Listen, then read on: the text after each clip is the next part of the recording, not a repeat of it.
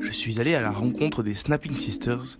Snapping en anglais veut dire claquement de doigts, Sisters parce que le temps, les répétitions et les spectacles ont lié d'amitié ces 6 femmes.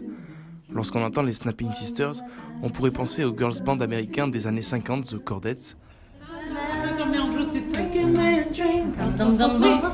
Il y a quelque chose, au départ, dans notre répertoire, il y a quelque chose d'assez proche de ça. Et puis après, on a un peu extrapolé justement pour avoir des musiques, on va pas dire plus actuelles parce que Wannabe, ça a 20 ans. Mais en fait, plus pop, enfin, pas forcément dans le registre juste jazz vocal. Leur répertoire avoisine le swing et le jazz et franchit la barrière de la langue, en allant de Gilbert Bécaud à Diams, en passant par les Spice Girls ou une reprise fabuleuse de la bande originale de Mission Impossible. Mais ce passé d'instruments n'est absolument pas Mission Impossible pour elles, c'est même le défi de leur nouveau spectacle Mission a cappella, qui se joue sans aucun instrument ou artifice. Et c'est ce qui rend leur performance bluffante. Eunice et Marie-Pascale sont aux basses, Laure et Catherine font les plus hautes, Alexandra et Fanny s'occupent généralement des couplets et refrains. Mais lorsqu'on penche l'oreille, on remarque que chacune touche un peu à tout. La sister à l'origine du projet, c'est Catherine.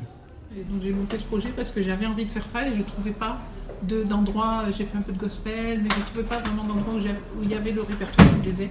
Et donc j'ai fait passer des auditions et j'ai monté ce groupe pour pouvoir chanter. Là c'est un choix par plaisir, quoi. C'est pour avoir les voix pures, parce que ce que je préfère, c'est les harmonies qui sont vraiment uniquement vocales.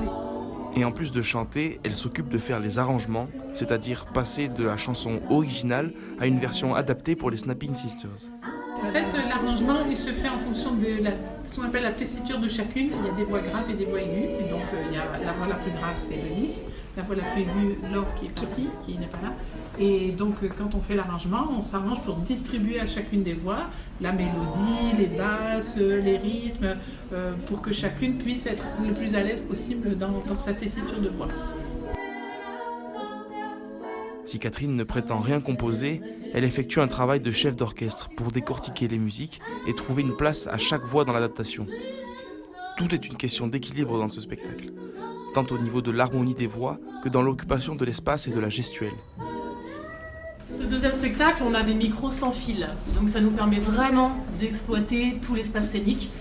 Mais en même temps, donc ça c'est nouveau, mais en même temps effectivement on a des limites parce que ce qu'on chante est quand même très exigeant et donc on peut pas faire Britney Spears quoi. On peut pas lancer. Voilà, on peut pas, donc il y a des limites par rapport à notre gestuelle. Si les Snapping Sisters en sont déjà à leur 40e spectacle avec 5 années de travail et de présentation derrière elles, vous ne retrouverez pas moins que 6 copines qui s'amusent sur scène en transmettant leur plaisir et leur sourire.